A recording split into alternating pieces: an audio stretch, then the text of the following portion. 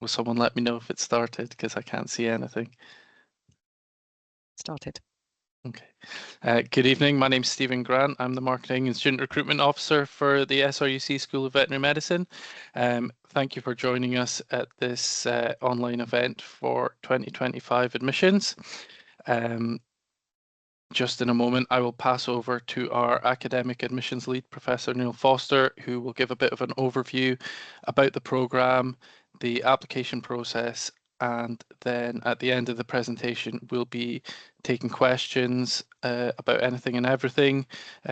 Myself and Professor Foster are joined by Nicole Smith from the admissions team, so hopefully we should be able to answer any questions that you have. So I will pass over to Professor Foster now. Thank you, Stephen. Welcome everyone to the online event. As Stephen said, my name is Neil Foster. I'm Professor of Immunology and the Academic Lead for Student Admissions.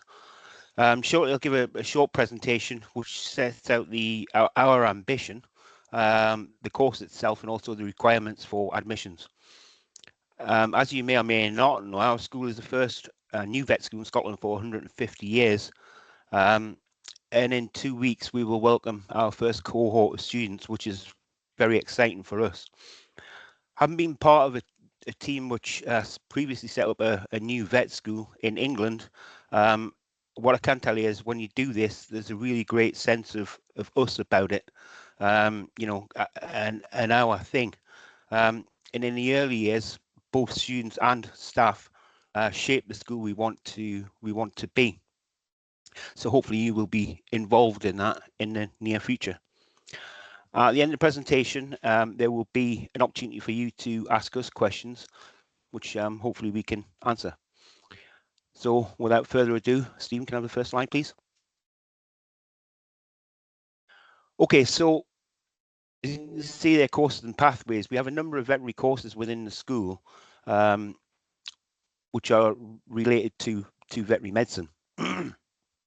In terms of veterinary medicine, you can see that there's, apart from the traditional school entry pathways, we provide courses which allow articulation into the vet degree. So this includes rural animal health and also the veterinary nursing degree. But both of these courses are also standalone courses. So if a student wanted to come onto these courses and not do veterinary medicine, they provide employment in terms of rural animal health as large animal veterinary technicians and veterinary nurses. So they are standalone courses as well. With the fact that we have these interrelated courses on campus also allows us to develop the interprofessional skills needed for a veterinary team. You know, because a vet doesn't work alone, a nurse doesn't work alone, a rural animal technician doesn't work alone, they work as a team. And this articulation of all these courses allows us to actually put that into practice. So hopefully when our students leave us, they will then have that type of experience. Come next slide, please, Stephen. Okay, so as I said, you know, we're new vet school for Scotland, first 150 years. Our course is different to the other two schools, that it will focus on rural and mixed primary care practice, food security, government services, as I said, interprofessional training. And we will also we hopefully will develop the human skills alongside early introduction to clinical skills. So we want to get you introduced to the clinical program as quickly as we possibly can. But areas such as food security and government services, food security in particular, are really areas in which the vet schools are finding difficulty in actually getting graduates to actually go into that. As part of the government service, SRUC actually has the government contract for the veterinary disease surveillance in Scotland. And one of our centres is actually based in Aberdeen at the vet school. So you have ample opportunities there to see the pathologists in action as they carry out the surveillance needed for animals throughout Scotland. Next slide, please, Stephen. Okay, so the UCAS application process. So you apply through UCAS, and deadline for this is October the 15th at 6 p.m. The course code that you need is D100, and supplemental documents can be uploaded directly through our website. and you can see there. But if you go to the website, you'll be able to find that. All documents must be submitted by October the 15th deadline. Come next slide, please, Stephen. At Aberdeen, we do not have accommodation actually on site. Our students currently can have accommodation in Hillhead, which is a student village owned by Aberdeen University, but spaces have been reserved for the BVSci students. The students at Hillhead have access to a bus service which takes them from Hillhead to our campus and back at night. All in all, the feedback that I've received about Hillhead is that it's excellent. Both the accommodation and the facilities which are provided are very, very good. Throughout Aberdeen, there's multiple student accommodation providers. So, for instance, if you went to Glasgow, there'd be less so, and if you went to Edinburgh, it's very, very difficult to get accommodation now in Edinburgh. We don't have that problem in Aberdeen. But as I say, for at least in first year, you have the option of Hillhead, which is a really excellent option. And on the slide, please, Stephen. Okay, so the entry requirements. We require 2 advanced hires at BB, including 1 science subject. So again, unlike the other veterinary schools, we don't stipulate that you must have chemistry. You could have physics and biology. Plus, you need 5 hires at AABBB, including at least 2 science subjects. So again, it could be physics, biology, and human biology, maths or applied science. It doesn't have to be chemistry. And the articulation route that I mentioned before, completing the HND in rural animal health. This is a gateway program. So if you wanted to come to vet school and you were on that course, you'd complete the HND with an A in the graded module. That would not guarantee you coming to vet school because you would have to be interviewed, which the Royal College stipulates that, but it would guarantee you an interview for vet school. And I would suggest that by the time you've got through the HND, you have an awful lot of experience for vet school. So that's a good alternative. We will also consider alternative pathways to higher education, but you need to contact the admissions team so we can discuss and think about what those might be for you. We also have contextual offer, so this would include the remote and rural, the urban rural classification. So we do consider applications from all sorts of backgrounds. As I said, one of the reasons why we started this vet school really was because there is a dearth of vets in the remote areas of Scotland. It's not just a difficulty in attracting newly qualified graduates to go to those rural areas, but it's actually maintaining them in those rural areas. Now, we recognise that in these rural areas, it's not just a problem for vets, it's a problem for example, chemistry teachers. So if we stipulate you must have chemistry, it may well be that you want to go to vet school, but through no fault of your own, you couldn't do that because you didn't have chemistry. So that's one way that we're sort of looking at this course. Because ideally what we want is people to want to move back, move back to these remote communities, because the survival of vet practice in these communities is absolutely essential, because livestock is one of the major industries and it feeds into everything. If you don't have a vet, so you lose the farms, you lose the post office and the pub, and all the rest of the villages die. And it's recognised as a real problem throughout Scotland now. So that really is the basis of our vet school. Come next slide, please, Stephen. So as I said, then, if we need mission-led supplementary documents. So we have submission statement reflecting your motivation, knowledge and experience of remote and rural practice and communities, including the livestock sectors. Submission of a vocational experience summary. So this is the part of the application where you would tell us about your experience within vet practice. So hopefully you've been, obtaining that sort of experience. One reference from a placement or employment, which details your suitability for the degree at SRUC. And these documents will be used as part of the interview process. So essentially, Essentially, we score these documents and then we offer you an interview or not. And the interview may depend on achieving school qualifications, or you may already have them. So we need to have a look through these documents first before we either offer you an interview or not, essentially. Next one, please, Stephen. Excuse me.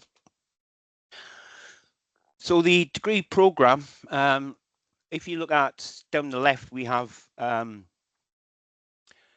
what we would actually teach within years 1 and 2. So you can see that in years 1 and 2, it really underpins knowledge and builds up the knowledge that you've already achieved through school or elsewhere. And we look at body systems, excuse me, body systems function first off from what is normal, and then we look at abnormalities so you can compare the two. So you need to know normal before you can really look at abnormalities. But we'll also be very much industry focused as well. So we will look at the animal industries within the context of all of this. Within years 3 and 4, it's much more about the understanding of clinical and professional practice. So managing common clinical problems. EBVM, that's evidence-based veterinary medicine. So it really is the science behind it all, that is evidence to do what you do. And there'll be hands-on core clinical skills. As I've said, we will try and build in the sort of the clinical program as we go along from year 1. In year 5, it's all about professional life, so immersion in clinical professional environments. So this is where you would go out to our practice partners and actually be part of the veterinary team.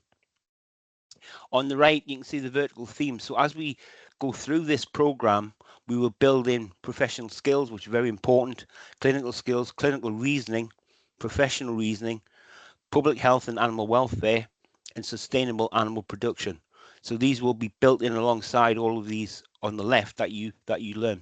If you like the science and biology and medicine on the left, and the skills that go along with it on the right. Another slide, please, Stephen. So we aim to have students as prepared for the profession as possible by the time they enter final year. The RCVS require students to be competent in certain areas on day 1. So these are day 1 competencies.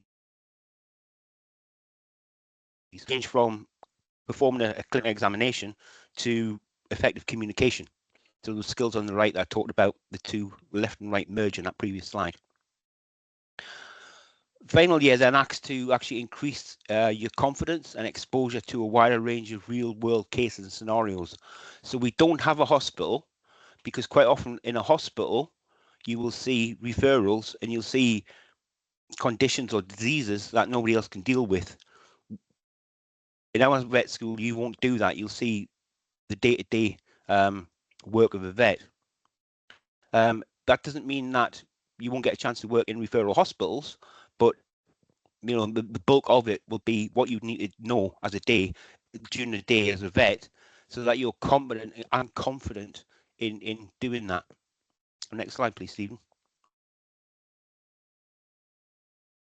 Okay, so how do we build this in? So as I said, then we will introduce clinical and professional reasoning from year 1. We will also deliver clinical case-based teaching from year 1. And in my experience, that is really something that students love, because even though you've done your sciences and you want to be a vet, you don't want to be in essence a biologist or a chemist or a physicist. You want to be a vet. And so we've got to build in the actual clinical reasoning. Why are you doing this with the actual science? And it makes sense of the science. So if you're sitting in a boring calcium lecture, which you've got to have, the clinical cases that run along that would be things like milk fever. The animal needs calcium. A cow that's just given birth needs calcium, and the cow can't stand up. So what is the science behind all of that? And then what do you do? That's the sort of scenarios that we would build into that. We will introduce professional teaching from year 1. We are very fortunate in that we have the other courses that run alongside veterinary medicine. So, the large animal technician, the vet nurse, and we'll build in those interprofessional skills, because as I said, you will always work in a team. You'll never work by yourself, and that will include large animal technicians, and it will include vet nurses. In year one, we'll also include practical handling of all key domestic species. We have some superb facilities at Aberdeen. We have access to numerous farms throughout the SRUC, and we have one in Aberdeen. Apart from that, we will have a smaller, large animal handling unit. And heard in a meeting today, actually, we've got the cows coming in very shortly.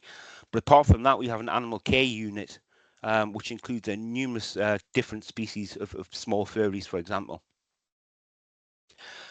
In year one, we'll also introduce the key laboratory skills that you need, and then build on them as the years go on. And also as well, deliver full range of communication skills training from year one. Communication is absolutely essential because as a vet, especially in mixed practice, you communicate with so many different people who have very much different experience. So if you communicate with a family and their dog, that's a completely different experience to a farmer who's had years of experience with production animals and what that means, or someone who owns an equine stables. You know, they're very different. The communication skills are essential. And we sent out feedback from vets in a large area in the Midlands, and we asked them what is the worst attribute of one of your new graduates, and just about everyone came back and said they can't communicate. So building communication skills early on is essential, and we'll do that. Next slide, please, Stephen. So from year 3, students will participate in intramural rotation as part of the curriculum. The intramural rotations will be internally, but as I said, we've got a lot of different farms in SRUC, and there is plans as well that we will have a small animal clinic actually built into the school, which will do things like neuters and spays, that sort of thing. Year 3, though, is more observational clinically, but also learning front of house skills. So how you, the real front of house skill, if you think of the veterinary receptionist, they deal with the clientele as they come in and handle all sorts of different queries. So you'll learn more about that. As I said, this is really very much a team, and we're trying to build that into the course. Year 4, intramural rotations embed our students in a range of clinical settings to gain exposure to key veterinary practical skills. So again, you'll be exposed with real vets to real skills that you need. Go next slide, please, Stephen. So if we look at the various areas here, if we look at production animal, then clinical examinations, cattle fertility, mobility scoring, foot trimming, etc. You can read them yourselves. These are areas that we need to really focus on. Pathology, field postmortems, as I said, we have the official veterinarians actually on site who do the government postmortems and surveillance, disease surveillance. We will have a major focus on clinical pathology. Equine, again, we'll do clinical examinations, farrier and feet, lameness, vaccination, dentistry. Again, you can read down there. And then companion animals, we have consultations, diagnostic imaging, surgery, spay, castrate, lump removal, and so on. Consultations in our clinical skills lab, we actually have a consultation area where students can actually rotate. And it looks a little bit like there's a consult room, but there's a reception area, and then there's also a pharmacy. So we can rotate the students around that area. And the clinical skills unit that we use is brand new. It's a brand new facility. It's, well, brand new. It's 3 years old now, but it's almost £1 million to set up. And next door to that is where our surveillance pathologists live. Across from that, we have an animal care unit. So you can see that in a close proximity, there's a lot going on. And not very far from that, we have Bray, which is where we keep our horses. So we have stabling block, small group teaching area, and then also an arena over there as well. Can I have the next slide, please, Steve? Okay, so as I said, we don't have a hospital, so we have a distributed learning model. And the benefits of this is that students are embedded in actual clinical practice. They'll get hands-on experience. They're mentored by veterinary surgeons who are doing this every single day. They'll travel to various locations in Scotland. We will have a buddy system in place, so you're not alone when you do this, and it really offers very strong employment opportunities. As I said, the previous vet school I was at, we deliberately didn't have a hospital because you see strange cases. The vast majority, or a high proportion at least, of our newly qualified graduates were employed by our practice partners because they got to know them, they work with them, and so it's kind of obvious that it increases your employment opportunities. Next slide, please, Steve. Okay, so here you can see the early career practitioners, the things that you could do. So equine practice, production animal practice, small animal practice, mixed practice, of course, remote and rural.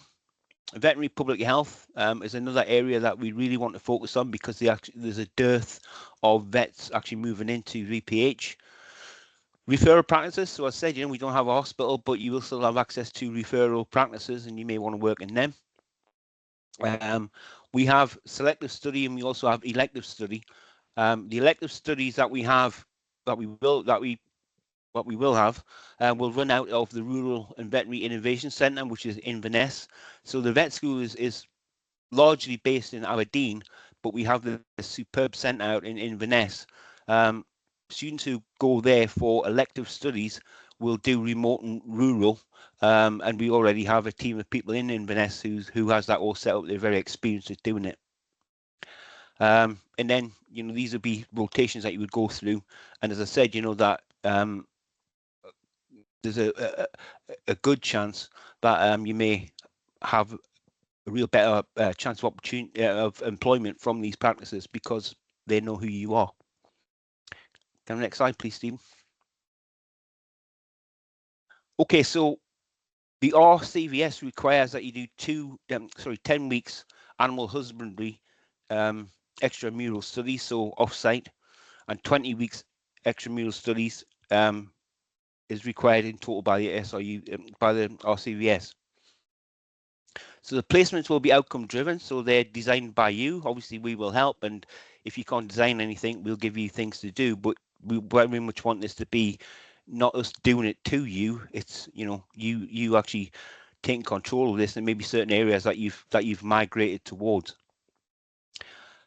These will include weeks within term time to allow EMS outside of holidays. Very important. All my ex-students used to get murdered during the holidays because they will spend all the time doing EMS, especially in periods where they had missed certain EMS out maybe the year before and had extra EMS to catch up on. So to do it in term time is a really beneficial. I said we've got a number of farms throughout the whole of Scotland in SRUC. We have 7 campuses across SRUC, so we will utilise these farms to provide placement with accommodation. One of the farms is actually on the Aberdeen campus, and we also use SRUC local facilities to offer weekend placements as well. So the idea is then to provide flexibility in the working week for these EMS placements. This has been something that the RCVS has thought long and hard about because I say the RCVS require you to do EMS, but traditionally it was always done during holidays, and this creates a real problem. So we've really sort of thought about how we want to do that. Can the next slide, please, Stephen? Okay, so the team are happy to answer any questions that you may have. If anyone has questions. Can't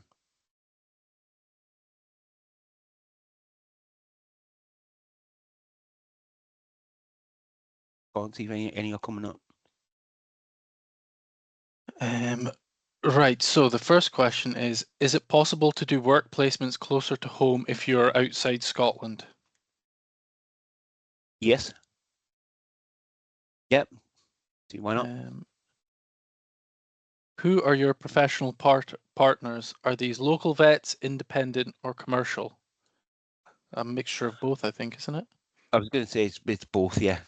So we have the large commercials and we have the small partner-run sort of practices as well. I think this might be one for Nicole. On UCAS, it says we need 6 hires. Didn't know if you were aware of that.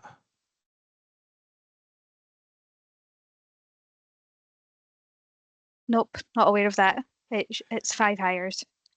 5 hires, 2 A's, 3 B's with 2 sciences. Yep. Yeah. Get that sorted. If anyone else has any other questions, please type them into the Q&A function and we'll get to them as we go. Some more coming through just now.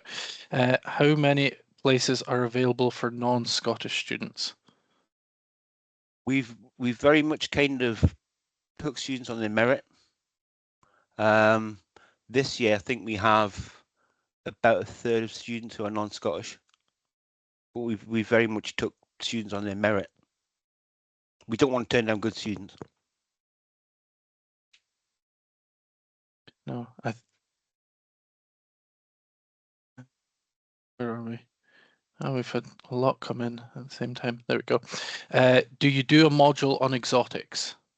Yes, we have to, and we have exotics in place. And in fact, we have more exotics in place than I had at my previous vet school. We have an animal care unit, which has many reptiles, amphibians, fish. It has a lot. Is it possible to take a year out to undertake EMS and do the final year part-time over 2 years? We haven't got that in place at the moment.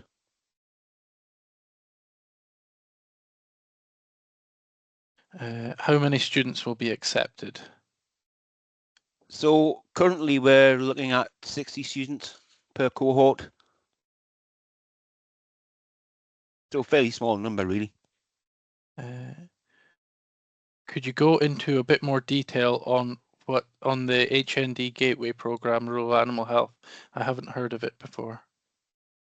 Yep. So the Gateway program, you need 3 hires BVSci to include biology at B, and 1 other science. To get in, you need 5 Nat 5s at 8 to C in English, maths, and another science. But basically, the Rural Animal Health program,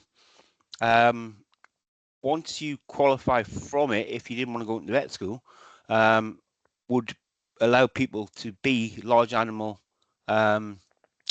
technicians. Now, a large animal technician can do a lot of jobs that a vet, especially in rural communities, might have to travel miles to do, but you don't need a veterinary medical degree to do it. So this could be biosecurity, it could be taking samples. There's lots of areas which really takes up a vet's time, especially in these rural communities of small number of people in practice. So that's what the Rural Animal Health HND is about.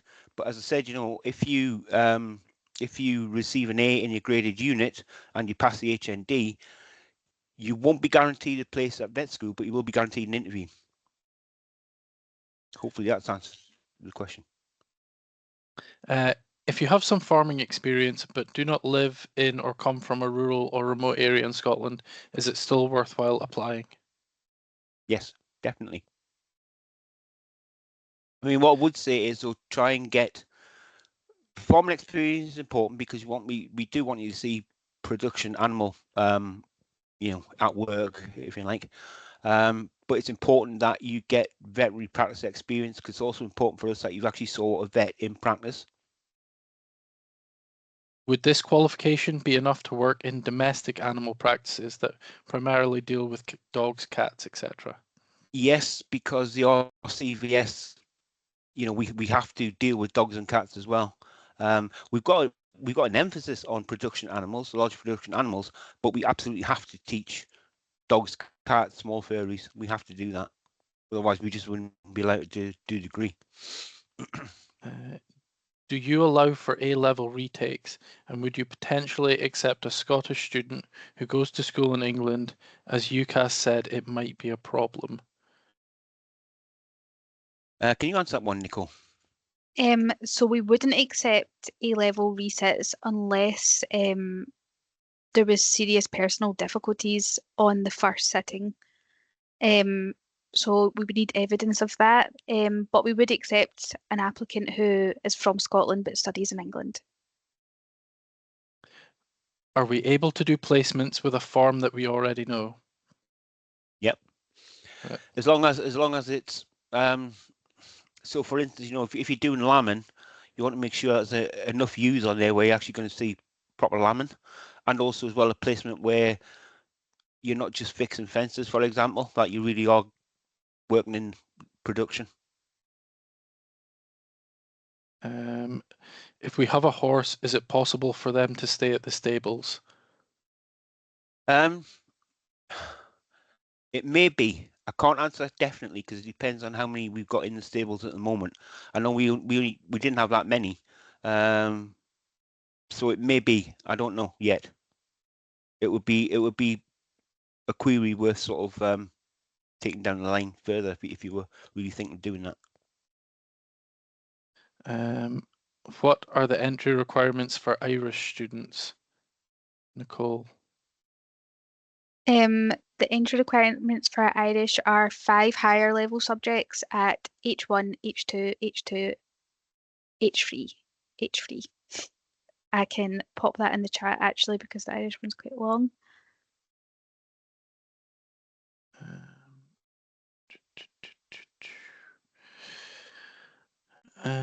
What are you required to get in your advanced hires? Well, Nicole looks that up. I'll answer that one. It's 2 Bs advanced hire with 1 science subject. Yep. Which sets us up differently from the other vet schools because we don't say you must have chemistry where the other vet schools do. So that's one of the reasons why we're different. Do students stay at Hillhead for the whole 5 years? I think they could do if they wanted to, but it would be unlikely for someone to spend the whole 5 years at the halls of residence. I think most students, once they, after the first year when they've got their friendship groups and things like that, they tend to want to get out and get the student accommodation with a group of them, which is absolutely fine. But Hillhead would be an option. The good thing about Aberdeen is that there's a lot of accommodation in Aberdeen. As I said, it's almost impossible to find anywhere to live in Edinburgh now, and Glasgow's not that easy.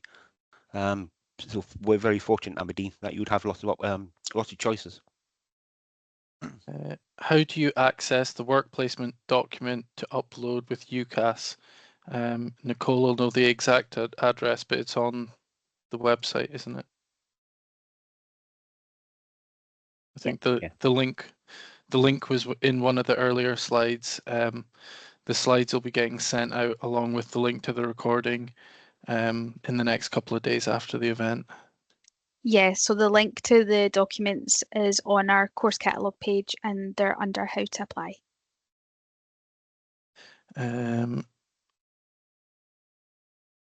What does the letter to the head of school need to include? Basically sets out, why do you want to be a vet? What problems do you see in the rural communities? Which is really the basis for us setting up this vet school. Have you got any experience? That's those sorts of areas that we look at. How many places for Scottish students, and when would the interviews take place? Interviews will probably take place from November. As I said, placement for Scottish students really depends on, the quality of applications that we get. I mean, we are looking towards more Scottish students, and it's worked out that way for this first round. But we really are looking at sort of the quality of student that we can attract. UCAS of advice about personal statements for vet school application content suggests many of the aspects that applicants to SRUC will be covering in their mission-led supplementary documents. What would you advise students to include in their personal statements so they are not duplicating information? Want to answer that one, Nicole? On their personal statement, sorry, Stephen. The personal statements in the UCAS application, they've changed recently, haven't they? The personal statement section within UCAS. I'm not familiar with what it looks like nowadays. So yeah, the reference on your UCAS and your personal statement should be different to the additional documents that you submit. The main difference about the additional documents is they should focus on SRUC's mission and how you align with that. Yeah, and the UCAS one would be more general because your It could be UCAS application goes to multiple institutions. exactly, yeah. Yes, as commonly the UCAS application would be, you've always wanted to be a vet and why, where you've shown empathy, things like, you've done Duke of Edinburgh award and this is what you got out of it. You're a team player because you're captain of this team or you're in that team. It's much more general about the person. I live local, 1 hour north. Could I do all my first opinion mixed practice placements at one of my local practices?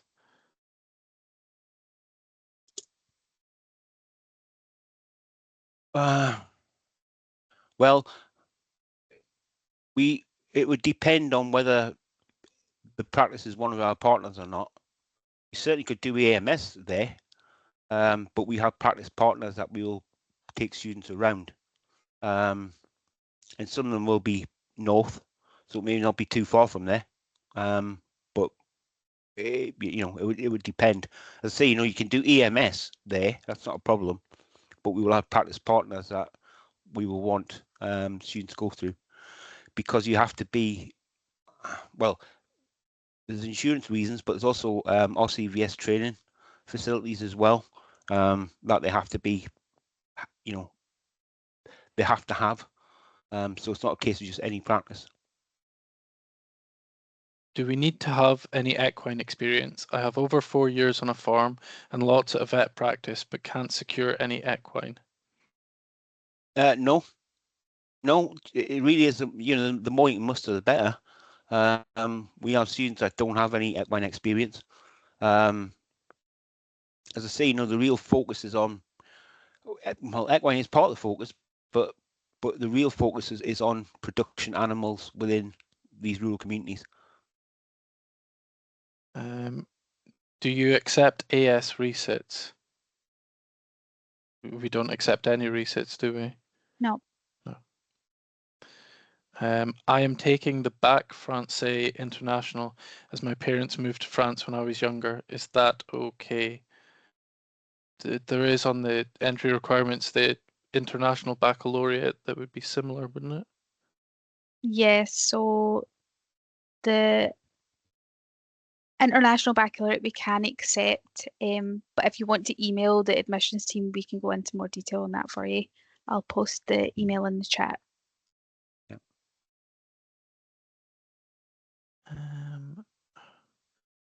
All right, we've had a. Can the entry requirements be done over 2 years?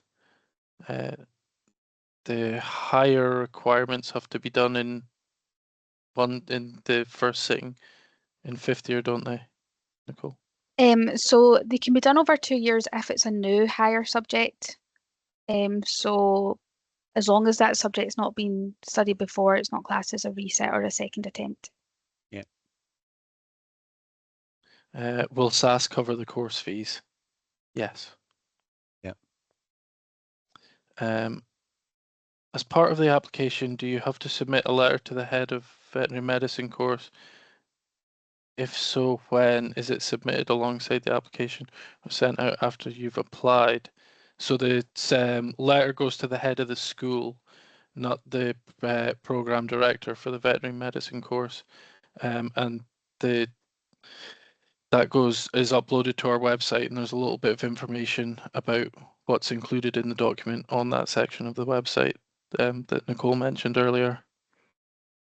Can you do EMS lambing experience on your own farm? Well, as long as you can, as long as you can actually, there's enough sheep to be able to lamb.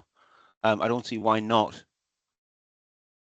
Most people want to get around different farms to see different practices, but I can't see any reason why not. Should I email to explain exceptional circumstances? Technically, I wouldn't fit into a distinct category, but school have said I definitely do have them, and SQA agree. Yes. Yes. Email svmadmissions@sruc.ac.uk. Northern Ireland entry A-level requirements. An A and two Bs to include one science, isn't it? Yep.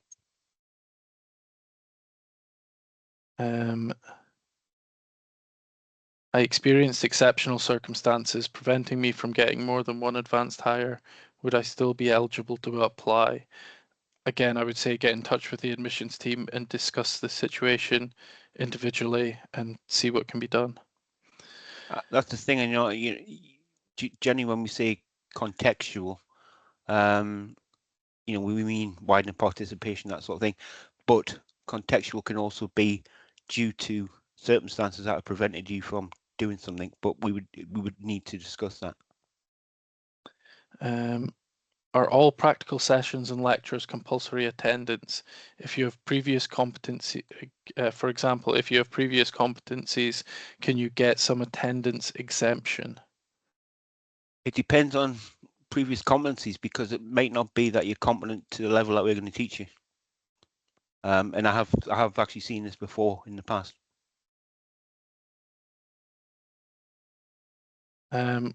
What's described as a quality student? Is it more about grades or experience? Probably a bit of both. We want someone who's a well-rounded student. Grades obviously are important because you get asked to, to sit exams and achieve certain grades, but experience is really important for us. Do you know the rural communities? That sort of thing. That's really important to us.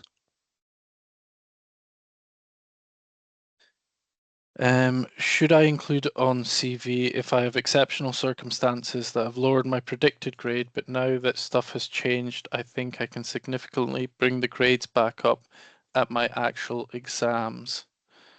Well, we don't look at predicted grades.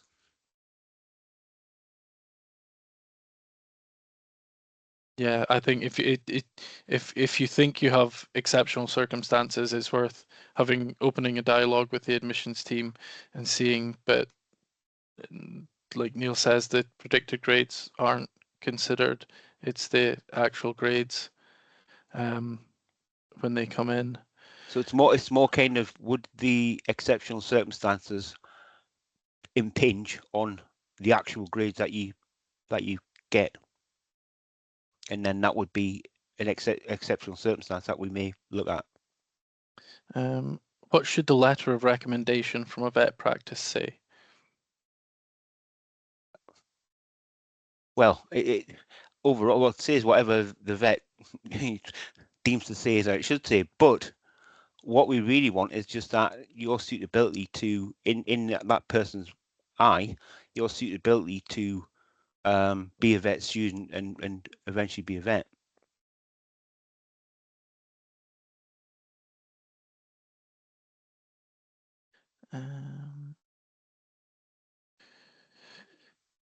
Does rural animal health count as one of the 4 UCAS choices? No, it doesn't count as one of your medical choices. The 4 choices are for medicine or veterinary medicine. Rural animal health would be allowed as a 5th choice, wouldn't it, Nicole? Yeah, because of the early deadline. Yeah, we've had some that's actually done that this year, haven't we? Mhm. How many weeks work experience generally do you require for entry? We don't stipulate, but get as much practice experience as you possibly can, and vary it as much as you can. But we don't actually stipulate a certain number of weeks. Nicole's already answered this in chat, but should I apply through UCAS or the website? So both essentially, your UCAS application goes in through UCAS and the additional documents go in through our website. So it's a combination. Can I do 4 higher S5 and 1 higher, 2 advanced hires in S6? I have 2 A's and 2 B's currently at higher. I think you answered that one earlier as well, Nicole. As long as it's a first sitting, it's okay. Yep. Yep.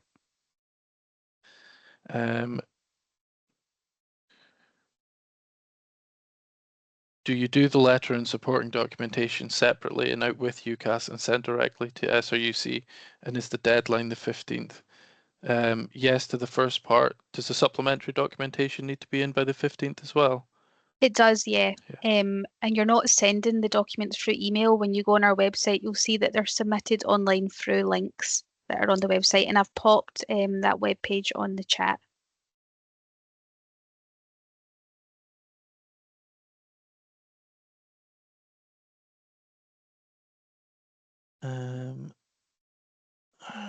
Got some more. Do you put all your vet experience on your personal statement, or do you send something separate with your experiences? No, there's a separate one for vocational experience. The separate form, yeah. You'd list it on there.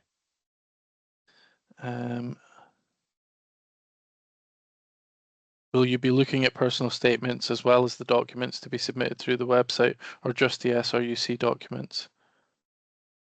So the UCAS personal statement, do you mean?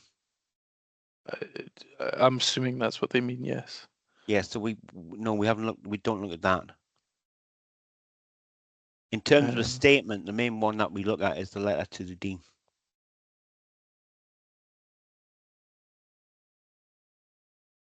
Is there any point applying if you will be doing resits? I think it depends on exceptional circumstances, wouldn't it? If there were. Yeah, generally speaking, no, but there may be, exceptional circumstances which of no fault of your own, in which case it'd be a case of get in touch with the team, and then we could look at that. Is it okay if I submit my additional documents before my UCAS application, or should it be done afterwards? So as long as they're all in by the deadline, it doesn't matter what order they come through. Roughly how many students apply each year? But this is the first time we're going through the standard UCAS cycle, so the answer is we don't know yet. Yeah, what we've just been through is clearance, which is very different. I'm not sure how many applications we had exactly, Nicole. Well, we had over 200 inquirers. But we expect that this round will be different because it's the usual route.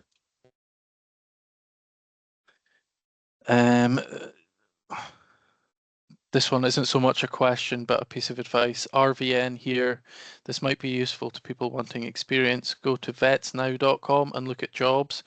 You might find one local as a receptionist or animal care assistant, and there's lots. I would say another good website to look at is Future Vets Scotland.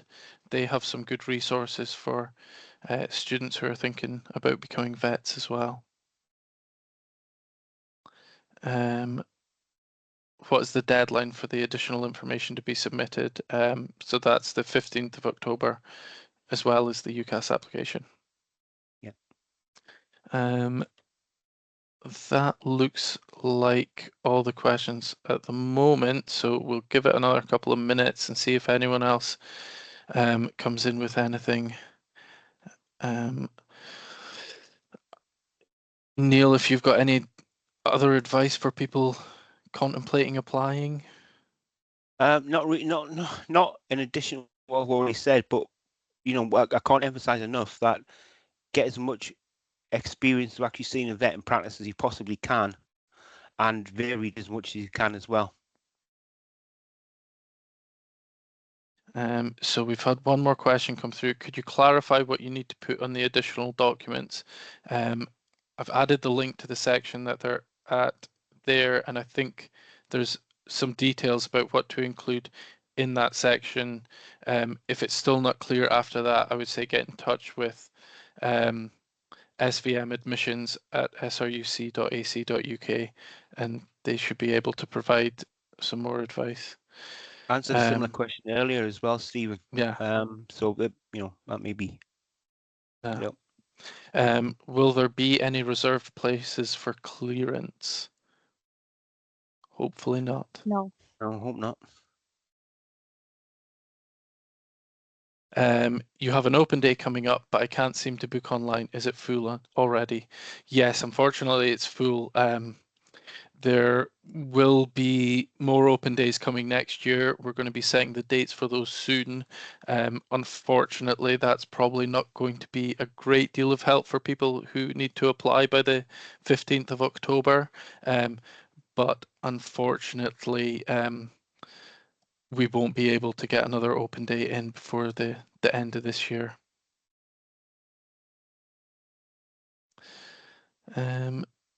So it looks like that's all the questions for the moment. So I will just leave it to Neil to say thank you for coming in. Good night. Yeah, thanks everyone. Hope we've answered all your questions. Get in touch with the admissions team if we haven't. And good luck. Hopefully you come to us and change veterinary medicine in Scotland. Thank you.